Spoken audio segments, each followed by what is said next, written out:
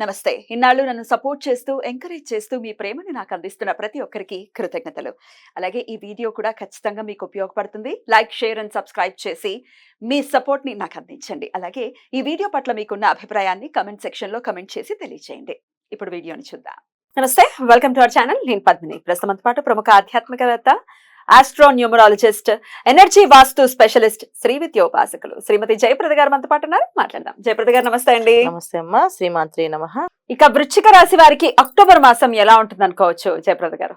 తప్పకుండా అన్న. అక్టోబర్ మాసం వృశ్చిక రాశి వాళ్ళకి ప్రతికూలత ఎక్కువగా కనిపిస్తుంది, అనుకూలత తక్కువగా కనిపిస్తుంది. సో ప్రతికూలత ఎక్కువ కనిపించడం అంటే ఏంటంటే గురుబలం కొంచెం తగ్గుతుంది వీళ్ళకి, మిగతా అన్ని అనుకూలంగా ఉన్నాయి.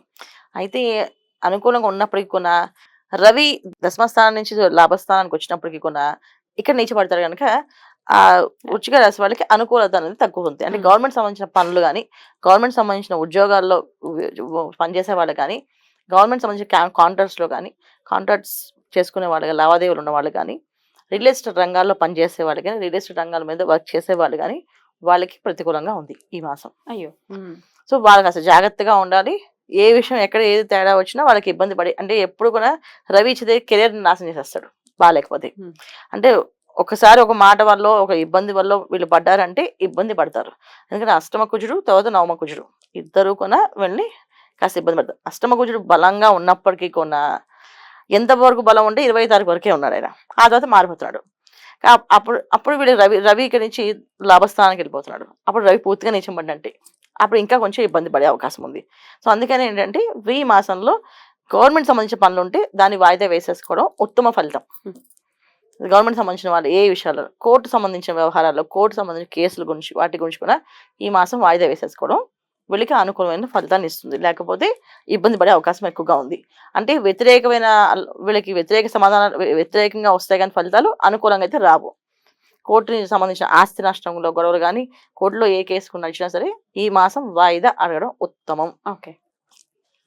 విద్యార్థులు బద్దగించుకొని చదవాలి ఈ మాసంలో, లేకపోతే విద్యార్థులు కూడా ఇబ్బంది పడే అవకాశం ఎక్కువగా ఉంది. ఉద్యోగాల కోసం పరీక్షలు రాసేవాళ్ళు ఈ పరీక్ష పాస్ అవుతామా లేదా అనే దానికంటే పాస్ అవుతారు ఖచ్చితంగా. మీరు ఒక పరిహారం చేసుకుంటే ఈ ఉద్యోగాల కోసం సాధించగలుగుతారు. అదే అవకాశం ఉంది 100% వీళ్ళకి. అయితే ఇంకెవరికి బాగాలేదంటే గృహిణులు, ఇంట్లో ఉండే వాళ్ళ ఆడవాళ్ళు కాస్త జాగ్రత్తగా ఉండాలి. ఏ విషయమైనా కాస్త కోపం తగ్గించుకొని మాట్లాడుతూ ఉంటే అన్ని పనులు అవుతాయి. మగవాళ్ళు చక్కగా భార్య మాట, గురువు మాట విని పని చేయాలి. వాళ్ళు సొంత నిర్ణయాలు తీసుకొని సొంతంగా చేద్దాం మనకి ఇంత ముందు కూడా సొంతంగా చేసుకునే అలవాటు ఉన్నప్పటికీ కూడా సొంత నిర్ణయాలు ఈ మాసం చేయకుండా గురువు దగ్గర వినడమో, లేదా దేవుడి దగ్గర కాస్త పూజ చేసి దీపారాధన చేసి స్వామి చేద్దాం అనుకుంటున్నాం అంటే ఆ శకునం మంచిగా అనిపిస్తే వెళ్ళము, శకునం ఒకవేళ మంచిగా అనిపించకపోతే వెళ్లకుండా ఉండడం అనేది ఉత్తమమైన మార్గాలు వీళ్ళకి ఈ మాసంలో వృశ్చిక రాశి వాళ్ళకి. తర్వాత వృశ్చిక రాశి వాళ్ళకి ఇంకా ఏమేమి చూసుకోవాలి అంటే ఖచ్చితంగా వీళ్ళు ఎవరితో అయినా సరే తక్కువ మాట్లాడుతూ ఉండాలి, ఎక్కువ మాట్లాడకుండా. వీళ్ళకి జనరల్గా సహజంగానే కొంచెం కోపం ఎక్కువగా ఉంటుంది, కొంచెం దూకుడు స్వభావం ఉంటుంది.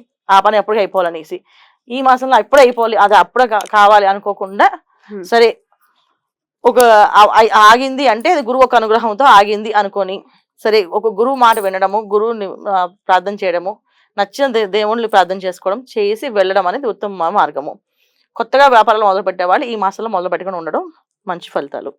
కంపల్సరీగా మొదలు పెట్టాలి అంటే విజయదశమి రోజు మాత్రం మొదలు పెట్టచ్చు. విజయదశమి రోజు మాత్రమే అగ్రిమెంట్స్ మీద సంతకాలు పెట్టాలన్నా, వ్యాపారాలు మొదలు పెట్టాలన్నా, అంటే ఒక షాప్ ఓపెన్ చేయాలనుకున్నా, ఒక ఉద్యోగం కొత్తగా ప్రారంభం చేయాలంటే ఉద్యోగానికి వెళ్ళాలనుకున్నా విజయదశమి రోజు వెళ్ళండి, అన్ని విజయాలు సాధిస్తారు. సో ఈ మాసంలో వీళ్ళకి ఏది ప్రతికూలంగా ఉన్నప్పటికీ కూడా విజయదశమి వీళ్ళకి అనుకూలంగా ఉంటుంది. సో ఖచ్చితంగా బాగుంటుంది. ఆ దశమి రోజు చేసుకున్న పనులు ఏమీ ప్రాబ్లం లేదు. ఒకవేళ వాహనం కొనాలనుకున్న వాళ్ళు కూడా విజయదశమి రోజు కొనుక్కోండి, ఆ రోజు కూడా చాలా వీళ్ళకి అనుకూలంగా మారుతుంది. ఇంటికి సంబంధించిన లోన్స్ అవి ఇవి ఈ మాసంలో తీసుకోకుండా ఉండడం మంచిది. ఎందుకంటే ఈ మాసంలో లోన్ అనేది తీసుకుంటే అది జీవితాంతం తీరుతూనే ఉంటుంది తప్ప ఆ లోన్ రిలీఫ్ అనేది కంప్లీట్ అవ్వదు. అదొక రకం ఇబ్బంది ఉంది. క్రెడిట్ కార్డులు ఏమైనా వస్తే ఈ మాసంలో ఓపెనింగ్ చేయకండి. మీకు క్రెడిట్ కార్డ్స్ వచ్చినప్పటికీ కూడా అవి ఇంట్లో లోపల దాచిపెట్టేసేయండి. ఈ మాసంలో మాత్రం దాన్ని స్వైప్ చేయకండి. ఈ మాసంలో మీరు 10 రూపాయలు స్వైప్ చేసినా ఆ 10 రూపాయలు తీరుతాయి, మిగతా అన్ని తిరుగుతాయి. అందుకని దాని జోలికి వెళ్లకుండా ఉండడం మంచి ఫలితాలు ఇస్తుంది. ఇవి చేసుకోవాలి వీళ్ళు ఈ వృశ్చిక రాశి వాళ్ళు. ఈ మాసంలో ఎక్కువగా మౌనంగా ఉండి తక్కువ మాట్లాడుతూ తీర్థయాత్రలకి లేదా ఏదైనా క్షేత్రానికి దర్శనం చేసుకోవడానికి వెళ్తే ఈ మాసం అంతా వీళ్ళకి అనుకూలంగా ఉంటుంది. అది కొంచెం కొంచెం 9th హౌస్ వచ్చినప్పుడు కాస్త వీళ్ళకి కొన్ని రకమైన ఇబ్బందులు, బయటికి వెళ్తే ప్రమాదాలు కొంచెం జరిగే అవకాశాలు ఉన్నాయి కనుక జాగ్రత్తగా ఉండండి. బయటికి వెళ్ళేటప్పుడు, ఇంట్లోకి వచ్చినప్పుడు ఇంట్లో ఇంట్లో వాళ్ళని ఏమనకుండా ఇంటికి వచ్చిన తర్వాత కూడా కాళ్ళు చేతులు మొహం కడుక్కొని అప్పుడు ఇంట్లో కూర్చొని మాట్లాడడం, ఒక మంచినీళ్ళు తాగి పని చేయడం అనేది ఇంపార్టెంట్. ఉష్ణ అంటే వీళ్ళకి వేడి ఎక్కువగా ఉంటుంది ఈ మాసంలో. ప్రతిదీ కాస్త ఆవేశం ఎక్కువగా పెంచుతుంది. అవన్నీ తగ్గించుకుంటూ వెళ్ళాలి అంటే కాస్త మౌనాన్ని ఉండాలి. మామూలుగా సహజంగా వాళ్ళు ఎక్కువగా గట్టిగా మాట్లాడుతుంటారు ఈ రాశి వాళ్ళు, వృశ్చిక రాశి వాళ్ళు. సో పాలిత కుజు పాలిత గ్రహం వృశ్చిక రాశి అంటేనే అది ఖచ్చితంగా కుజుడు ఒక అగ్రెసివ్, అంటే ఆ క్షణం ఆ పని అయిపోవాలి అంతే. అవ్వకపోతే సరే, అవ్వకపోతే నేను చేసుకుంటాను అని చెప్పి అంటారు తప్ప వేడికి లేచిందే ఆ టైప్ ఉంటుంది. కొంచెం జాగ్రత్తగా ఉండడం ముఖ్యం. తర్వాత ఈ మాసంలో వీళ్ళు తీసుకోవాల్సిన జాగ్రత్తలు ఏంటంటే గురువుని ఎక్కువ ఆరాధించాలి. మేము గురువుని నమ్మమండి అంటే సరే దైవాన్ని ఆరాధించండి. అండి గురువు ఉంటే గురువుని ఆరాధించడం ఏంటి, దైవాన్ని ఆరాధించడం చేయాలి. దైవారాధన సత్యసాయిబాబా ఇష్టం ఉంటే సత్యసాయిబాబాని ఆరాధించండి. సాయిబాబా ఇష్టం ఉండే వాళ్ళు సాయిబాబాని ఆరాధించండి శుభ్రంగా. దత్తాత్రేయ స్వామి ఆరాధించండి. శ్రీపాదరాజ్యం శరణం ప్రబద్ధి ఆయన ఆరాధించండి. ఎక్కువ శ్రీపాదరాజ్యం శరణం ప్రబద్ధి అనే నామాన్ని ఎక్కువ చదవడం వల్ల వీళ్ళకి అన్ని పనులు అనుకూలంగా మారుతాయి. ఎందుకంటే స్వామి నీ పాదాలే శరణం అని అంటూ ఉంటే ఆయన నడిపించే అడుగులన్నీ కూడా మనకి అనుకూలమైన అడుగులుగా మారుతాయి. లేకపోతే ప్రతికూలంగా మారే అవకాశం ఈ మాసంలో ఉంది కనుక గురువుని ధ్యానం చేసుకోవాలి, పాదాలను ధ్యానం చేసుకోవాలి, గురు పాదాలను ధ్యానం చేసుకోవాలి. ఈ నామాన్ని కంటిన్యూ శ్రీపాదరాజ్యం శరణం ప్రబద్ధి, శ్రీపాదరాజ్యం శరణం ప్రబద్ధి అనుకుంటూ వెళ్ళాలి ఏ పనైనా. గురువారం పూట సాయిబాబా గుడికి వెళ్ళడం, అది ధూని ఉంటుంది సాయిబాబా గుడిలో 9 ప్రదక్షిణాలు చేయడం, ఆ ధునిలో నవధాన్యాలు, కొబ్బరికాయ పీచుతో సహా వేసేయాలి. వేస్తే ఈ మాసంలో వీళ్ళకి అన్ని అనుకూలం పనులు జరుగుతాయి. ఖచ్చితంగా ఈ పరిహారం చేసుకోవచ్చు. పరిహారాలు ఖచ్చితంగా చేసుకోవాలి.